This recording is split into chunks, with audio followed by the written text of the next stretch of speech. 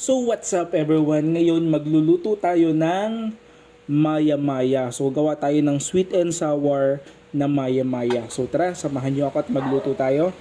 Ayan. So dalawang hiwa lang yung ginamit natin pero nasa kalahating kilo na yan. Ayan, so ito yung mga ingredients na ginamit ko. Meron tayong sibuyas, bawang, bell pepper, at luya. Tapos, meron din tayo ditong isang buong carrots na hiniwa natin ng mahaba na medyo maninipis. Ayan, meron tayong dalawang pustas ng maya-maya. So, yung unang proseso natin, syempre, prituhin lang natin yung ating maya-maya. So, nilagyan lang natin yun ng salt. Yan, both sides.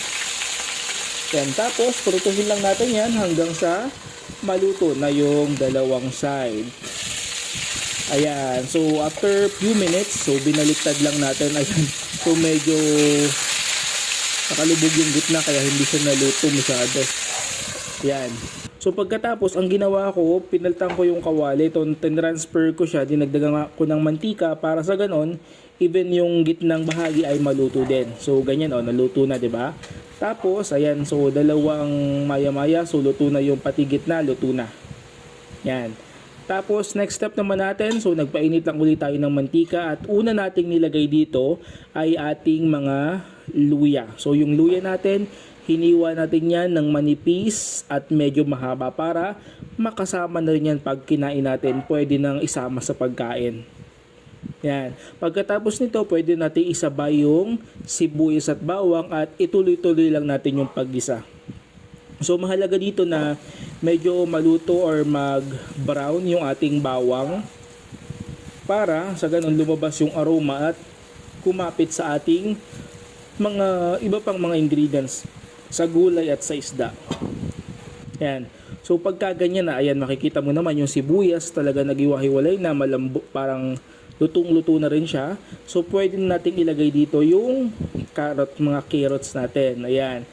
So hiniwa din natin yan ng maninipis na mahaba. So 'di ba? So ganyan lang po yan, napakadali, napakasimpleng lutuin. Hindi ko alam kung tama yung proseso ko ng pagluluto. Kung mali man, masarap pa rin naman yung final result, kaya okay lang yan. Yan, naglagay tayo ng 2 kutsarang soy sauce. Yan, pampalasa natin. Tapos naglagay din tayo ng 1 tablespoon ng oyster sauce. Ayan, tapos halu-haluin natin hanggang sa mag-mix well yung ating mga sauce na nilagay or soy sauce. Tapos naglagay tayo ng water. Yan. So yung water natin depende po kung gaano karaming sabaw nyo. So ang ginamit ko dito halos 450 ml. Tapos naglagay din tayo ng 2 kutsarang suka.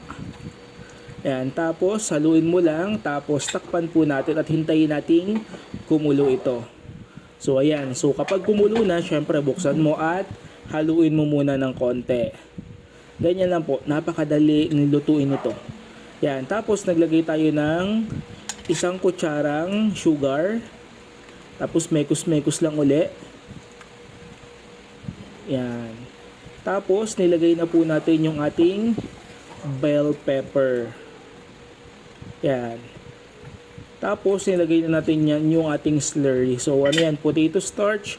Tapos, ilagyan lang natin ng tubig para mas mabilis lumapot yung ating ginagawang sauce para sa ating maya-maya. Tapos, nakalimutan ko, maglalagay pala po tayo ng paminta. So, mga 1 teaspoon lang na paminta. Tapos, naglagay din tayo ng 1 teaspoon na magic sarap para magkaroon ng magic. Magical ba? Magic sarap. Ayan. So, nakikita mo naman. So, lumapot na siya. Tikman natin kung okay na. Para kung kulang, makapag-adjust na tayo. Ayan. So, medyo kulang sa tamis. Kaya nagdagdag pa tayo. So, dito kasi depende po yan kung anong gusto mo. Matamis ba? Mas balance lang ba? So, nakadepende po yan sa inyo. Ako kasi gusto ko medyo lamang ng konti yung tamis. Ayan. So, pagka kumulo na, ayan, that's the time na pwede mo nang ilagay yung ating isda. Yung dalawang maya-maya. So ayan, 'di ba? Ganyan lang po yung pagluluto ng sweet and sour. Yan. So ilagay natin yung dalawang isda. Ayan. So kung nagustuhan mo tong video na to, subukan mo na. Kahit anong isda, pwede dito. Kaya kung nagustuhan mo, huwag ka mong kalimutang mag-like, mag-share, mag-follow sa aking video. Maraming salamat and God bless you all. Bye-bye!